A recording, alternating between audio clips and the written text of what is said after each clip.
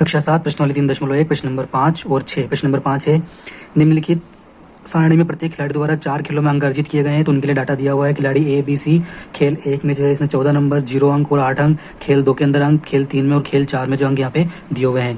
पहला प्रश्न है, प्रत्येक खेल में ए द्वारा अर्जित औसत अंक ज्ञात करने के लिए माध्य ज्ञात कीजिए। तो औसत अंक ज्ञात करने के लिए जो माध्य ज्ञात करना है, तो माध्य ज्ञात करने का सूत्र हमारे पास है कि सभी प्रेक्षणों का योग बटे प्रेक्षणों की कुल संख्या।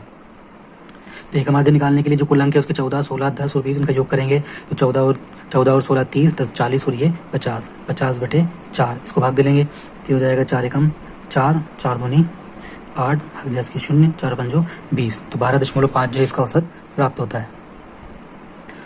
दूसरा भाग है प्रश्न का, प्रत्येक खेल में सी द्वारा अर्जित अंक प्राप्त करने के लिए कुल अंकों में से 3 का भाग देंगे 4 का। तो सी द्वारा जो है केवल 3 खेलों में भाग लिया गया है, एक खेल में उसके द्वारा भाग नहीं लिया गया है। तो इसका माध्य याद करने के लिए हम केवल 3 का भाग देंगे क्योंकि इसके यहाँ प्रेक्षण कुल 3 है, 1, 2 और 3। तीसरे खेल में उसने भाग नहीं लिया है।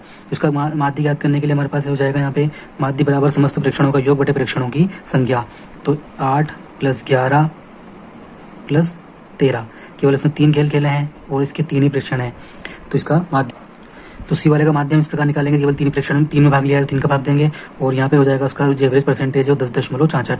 बी का माध्य तीसरा भाग है, बी ने सभी 4 खेलों में भाग लिया है। अब उसके माध्य किस प्रकार ज्ञात करेंगे, तो 4 खेलों में भाग लिया है तो बी द्वारा जो लिया गया भाग है उसमें करेंगे जहाँ पे इसको पहले खेल में 0, दूसरे खेल में 8, तीसरे खेल में 6 और फिर चौथे खेल में 4। तो कुल मिला के 4 खेलों के अंदर भाग लिया है। तो समस्त प्रेक्षणों का योग बटे प्रेक्षणों की संख्या, तो 6 और 4 10 और 8 18, 18 बटे 4। तो इसको हम कर लेंगे यहाँ पे 2 से काट लेंगे, 2 9 18, 2 दूनी 4 और उसको आगे हल करेंगे तो 2 चौक 8, 1 बचा और 2 पंजे 10। किसका प्रदर्शन सबसे अच्छा है, तो तीनों का प्रदर्शन हमने निकाल के देख लिया है। यहाँ पे इसका जो कुल माध्य जो है इसका 4.5, इसका 10.66 और ए वाले का 12.5। तो जिसका सबसे ज़्यादा आ रहा है उसका प्रदर्शन सबसे अच्छा है। किसका प्रदर्शन सबसे अच्छा है, ए का प्रदर्शन सबसे अच्छा है।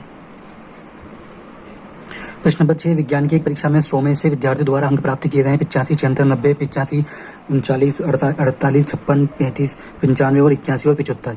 तो इन सब में सबसे पहला प्रश्न है, सबसे बड़ा अंक कौन सा है और सबसे छोटा है। समूह द्वारा जो है 100 में से अंक प्राप्त किए गए हैं, उन अंकों को यहाँ पे दिया हुआ है। इसके बारे में पूछा है कि सबसे अधिक अंक, तो हम यहाँ पे देखते हैं कि सबसे अधिक अंक जो है वो है 95, तो हम यहाँ लिख लेते हैं। सबसे कम अंक जो है वो 39।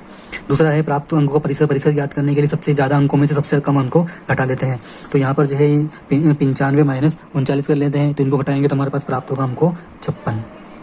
इसी प्रकार यहाँ पर है प्राप्त समूह के द्वारा माध्य अंक, तो माध्य अंक निकालने के लिए जो यहाँ पर जितने भी प्रेक्षण है इन प्रेक्षणों का योग करेंगे बटे प्रेक्षणों की संख्या। तो यहाँ प्रेक्षणों का योग कर लेते हैं, 85 + 76 + 90 + 85 + 39 + 48 + 56 + 95 + 81। और कितने प्रेक्षण है, 1 2 3 4 5 6 7 8 9 और 1 10।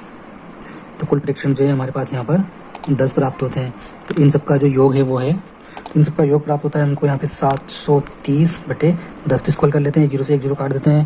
तो यहाँ पे अंकों जो हमें माध्य प्राप्त हो जाता है वो है 73।